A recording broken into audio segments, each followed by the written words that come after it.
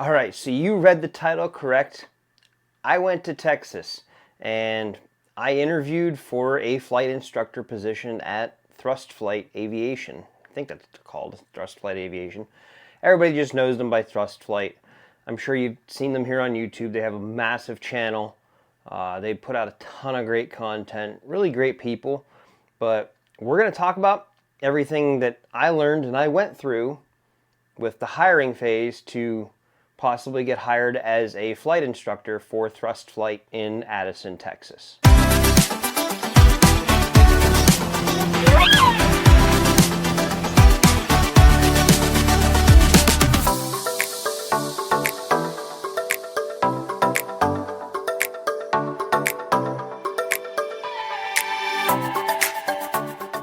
All right, so as I said, I went to Addison, Texas. I did the interview for a flight instructor position at Thrust Flight, and we're going to go through. I have on my iPad here a bunch of notes that we're going to go through. So it's basically going to be a couple sections of this video. It's going to be the process. So if you're interested in applying there, you can understand what the process is like. We're going to talk about the good. We're going to talk about the bad, and then I'm going to kind of put it all together. We'll call it like a summarized section. If you just want to know if I got hired there or not, I'll save you the time so that way you can move on with your life. I did not get hired there. They did not offer me a job there, which is perfectly fine. I went in knowing that my chances were very slim, as they don't typically hire from outside of their own program. But we'll talk about that more later on in this video. So let's start with the beginning part, which was the process, the hiring process. So the hiring process for Thrust Flight looks like this. It's basically just submitting your resume online. And then you'll either get a response or you won't get a response. I got a response. So the next part of that is you're going to get an email, and that inside that email, it's going to give you a date, a time, and a location to be for your in-person interview. Also within that email is going to be a link to a Google form. That Google form needs to be filled out before you arrive for your interview. Now, in that Google form, there's like 4 or 5 pages of questions that you got to go through and you have to answer. Type out your answers to be able to submit. I remember specifically page 1 was all scenarios. It's like 2 or 3 scenario questions. One of them had to do with like a student that's struggling and what you would do. I don't remember what the other ones were. But they're all basically just scenario questions for you as an instructor dealing with students, so they can get an idea, I guess, how you're going to interact with students and how you prefer to handle these type of situations. The rest of the pages after that were like basic information, like home name, home address, phone number, stuff like that. They just want basic information. And then there were a bunch of technical questions too. Most of which you'll know, you can easily look it up too. It's just a Google form. It's an open book test. But I remember some of them were like, what are the cloud clearances for Bravo airspace? God, I'm blanking on the rest. But it's all just kind of technical stuff like that. But again, so there was the page of scenarios, there was a page of technicals. You'll hit submit and that'll go off. And unless something changes, you won't hear a word as to your answers for really anything. But also in that email, it outlines what is going to go on in the interview process. Let me make sure I get this right. Yes. So you're going to go through that form, and it's basically going to tell you that their questions are going to be scenario based in the interview. It'll be probably the chief pilot, which is who I had, and someone from HR. That's who your panel is going to be for your interview in one of their classrooms. But it'll tell you in that initial email where your Google form is and everything else and your date and time to be there. It's going to say that they're going to ask you to give a sample of your teaching methods. And it's going to be 2 areas. The first one they choose, for me, it was turning tendencies. The second choice is a maneuver of your choosing. So I went through, I made sure I was down good on turning tendencies and kind of coming up with creative and fun ways to teach it. And I also chose turns around a point, because I'm very big on emergency training, and turns around a point I can incorporate into emergency training. So I had both lessons prepared and ready to go. So now let's kind of fast forward. You're there, you're in person, you're in the room for the interview. HR started off typical questions, tell me about yourself, tell me about extracurriculars, fun activities you do. Why do you want to be a pilot? Not why do you want to work for Thrust Flight, why do you want to be a pilot? So typical HR questions that you would normally get. And then the interview gets handed over to the chief pilot for technical questions going through. Now, here's where the first twist of everything comes. I was told to prepare to teach left turning tendencies. I was prepared to teach my turns around a point. The interview didn't go that way at all. It is all 100% instrument questions. So that kind of caught me off guard, but I had just finished my CFII recently, so everything was still pretty fresh in my mind.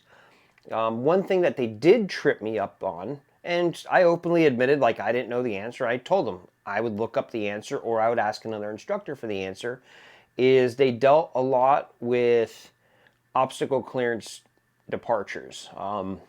Your instrument departures, basically what it is. And like one of the questions they got me is what is the standard climb rate required for an instrument departure? I didn't know that off the top of my head, because where I trained, there were no instrument departures. And then not only that though too, I mean, I don't know if it's the fault of my school, the fault of myself, the fault of the DPEs in the area. I'm going to put it on myself because I didn't study it well enough. But it's not something that's really tested on either at the instrument check ride or the double I check ride, from what I've come across and from the people I've talked to. But again, at the end of the day, it falls on me. I should have known this information. After all, I am a double I. So I know it now, but still, that was something they tripped me up on. But they did like the fact that I said, like, I didn't know. I would look it up. So they were very happy to know that I wasn't just going to make up an answer and then just kind of move on. So they did that, but it was a real lot of instrument questions. Then within there, and this kind of goes back to the questionnaire a little bit. In the questionnaire, you're never asked about check ride failures. I have check ride failures. I failed my instrument check ride, and I failed my CFI initial check ride. Never failed any of the oral portions. I failed both in the flight portions. There's a video here on my channel where I talk about my check ride failure for my CFI initial. I failed it on steep turns. My instrument check ride, I blew it on a RNAV approach with failed WAS. The system degraded on the way down, obviously, because we failed WAS. I never noticed that the little center needle was missing, so we got blown off course. And the DPE had to interject and give me vectors to get me back onto final. So that was a failure on that instrument check ride. But again, they didn't ask any of this before I went in. Apparently that's a disqualifier for them, which I would find out later on in the interview after it was over. But they will ask about check ride failures and stuff like that. Some of the other stuff that they asked as far as the technical questions, so obstacle departure procedures, they ask you for instrument currency, what is it with your 6 hits and stuff. They hit you with scenario questions. One of the big ones they wanted to know with me is, what is my instrument personal minimums? Where are they? And then explain why they are where they are. Then they also want to know is, when can you log an approach legally? So I had to get into that. And then it was opened up to me. I was allowed to ask questions, and I asked a bunch of questions. I knew a lot about the school, but there was stuff I didn't know, so I made sure to prepare ahead of time to have questions to ask, and I got all of my answers. And one of the questions I asked is, what is their long-term goals? And I'm here to tell you today, it's to go nationwide. So look for Thrust Flight coming to a city near you. Their long-term goals is to be a nationwide flight school. All right, so let's get into section 2, the good of Thrust Flight that I was able to see through my interview and talking with these people. So obviously the biggest one for me personally, and belongs at the top of this list is they are dedicated to safety. It is safety first always, from what I was able to see with them. And that was something that kind of really resonates with me because I'm a safety first always person. Uh, One of the unique things that they do that I absolutely love is they don't believe in doing green on green. What do I mean by that? Brand new student pilot is very green. A brand new flight instructor is very green. So they don't believe in putting their brand new instructors with brand new student pilots teaching private pilot stuff. They don't want green on green. It's a safety issue. I understand it and I love it. So what do? Well, all of their new, I don't want to say new hire because I'm sure it'd be a little bit different if they hire someone in with 1,000 hours and 800 hours of dual given. But if you're a newer instructor and you get hired for thrust flight, your first students are going to be instrument students. That's what you are going to teach first is instrument. Why? Because both of you are pilots already. So you've already established that you can land an airplane as a student. So it takes a lot of that stress off the new instructors. I absolutely love this idea, and I wish more schools nationwide went this route with things. So you'll teach instrument students first. You will teach instrument students for no less than 100 flight hours. Once you get done your 100 flight hours teaching instrument students, you will then go and train with the chief pilot or one of the stage check pilots, whoever has the availability, to start teaching private students. Then you'll transition, you will become a private pilot instructor, and you'll get the student pilots. You will do that for no less than 100 hours of instruction given, flight hours. After that, you will then go back to the chief pilot or to a stage check instructor. You will then train to become a commercial pilot instructor.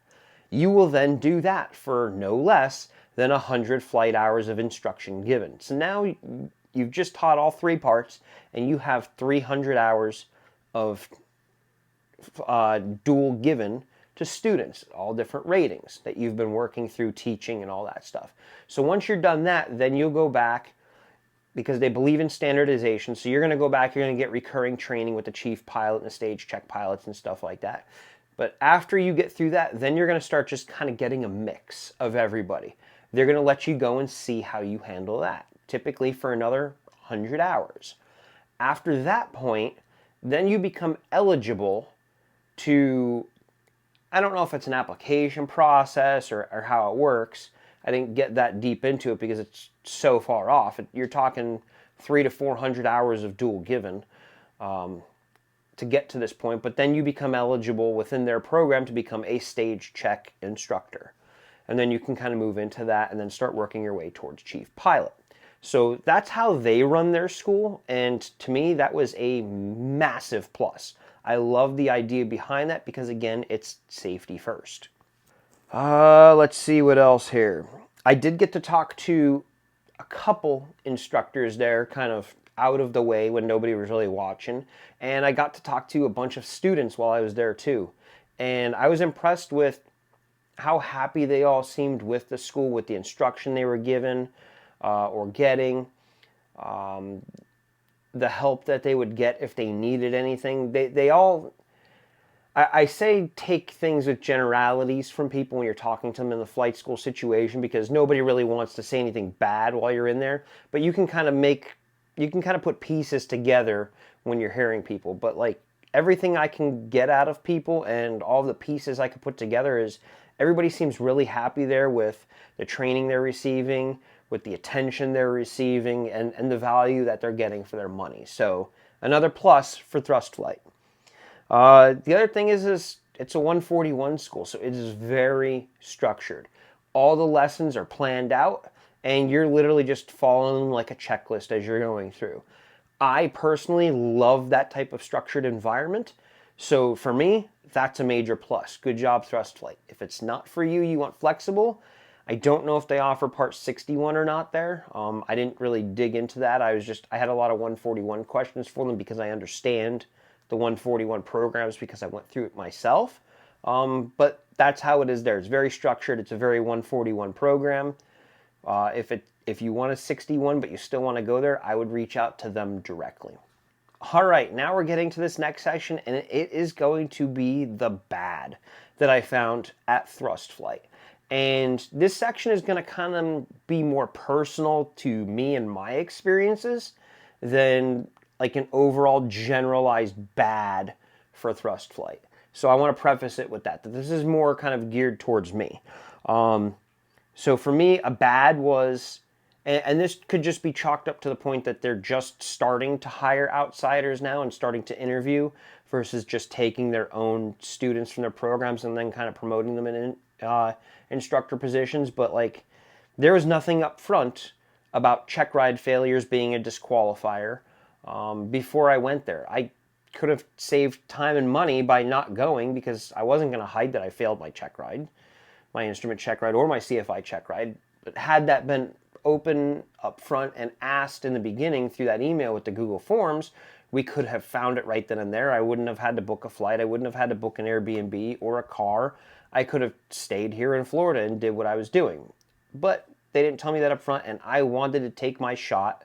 It was one of those things, like I always said, if Thrust Flight ever hires outside, I'm going to go apply and just see. I wanted to shoot my shot. I shot it, and I missed. But it's one of those things like I could have saved time and money had they asked those things up front. So for me, that kind of goes under the bad list. But again, it's kind of personal to me, but it might be personal for other people out there too, because if you have a check ride failure, according to what they told me, that's an automatic disqualifier. So you got to be 100% check ride pass to be considered by them. Another thing they hit me with is my lack of time in a Piper. I only have 20 hours in Piper aircraft. Everything else for me is Cessna 172s. So again, the two items that they told me no on for the reason they didn't choose me to move forward is because of my check ride failures and my lack of Piper time. So if you have low Piper time or check ride failures, according to what HR told me to my face, those are disqualifiers. They're not going to move forward with you. Let's see. With that though, I don't feel I got the whole truth. And to me, it was the one thing that rubbed me wrong while I was with Thrust Flight. And again, I'm not going to sit here and say Thrust Flight is a bad school because they are not. They're an excellent school. I love the way they do things. But the one thing that did rub me the wrong way was when HR told me at the end of my interview, like they sent me out of the room. HR and the chief pilot spoke for about 5-10 minutes, and they came and got me. HR came and got me, and she looked at me and she goes, "It's going to be a no for us because of your instrument check ride failure and your lack of Piper time." She shook my hand and literally just walked off. I wasn't allowed to ask any questions, anything like that. Like, to me, that was just a little bit rude. But I don't know. I mean, I haven't really interviewed for jobs in 25 years, 20 years. What year is it? 2024? No, I haven't interviewed for a job since 2010. So 14 years. So maybe things have changed over the years, but I remember all previous interviews, you would get some feedback and stuff like that, not just, hey, this is why, goodbye, and she literally ran out the door and hopped in a car. I don't know. To me, that just kind of rubbed me the wrong way, but that's what they told me. So I don't feel that was the very real reason, because I've talked to some other people, and I know some people that have gone through it, and they weren't given those reasons. I don't know if they actually have anybody there with check ride failures that are instructors.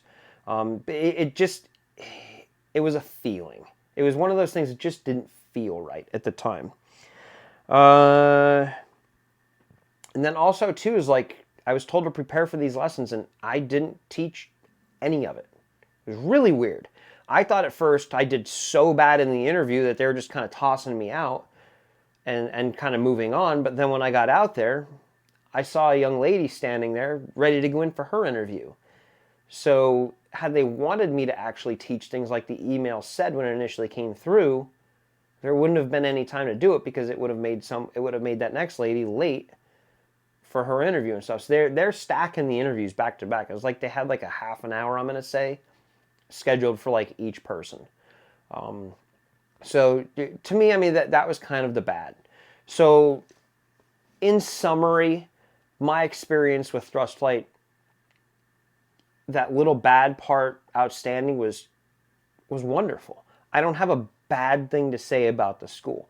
Yes, I think that could have been handled a little bit better, but again, that's just personally me. I handle things a little bit differently. I would have if I was in the HR position. But again, I'm not going to fault them for that. They are a wonderful school. They have all, I don't want to curse, so I'm not going to, but they have their stuff together. Very well run school, very professional, great fleet of archers that they have out there. I don't know if it's all of them, but I know a majority of them are all G1000 archers. I got time to kind of watch them do some of their stuff out on the pad and watch them doing some takeoffs and landings with students and stuff. But overall, it was a really good experience. I'm glad I went. I'm glad I took my shot. Am I mad that I didn't get the job? I don't know, to be quite honest. Would I have taken it if they offered it to me? That day I would have said yes if they offered it to me right then and there. But I can't sit here and say I would have followed through and actually moved to Texas and taken the job. I don't know. I don't want to sit here and lie to you and say I would have gone. And I don't want to sit here and say I definitely wasn't going even if they offered it. Like, I don't know. I don't know how I feel. It made it a lot easier on me when they did say no because I didn't have to worry about it anymore. But it was one of those things where throughout my training, I utilized their YouTube channel a ton.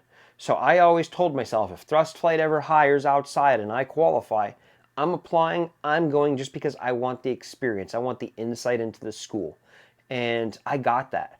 And the people there were absolutely wonderful. Can't say a bad thing about them.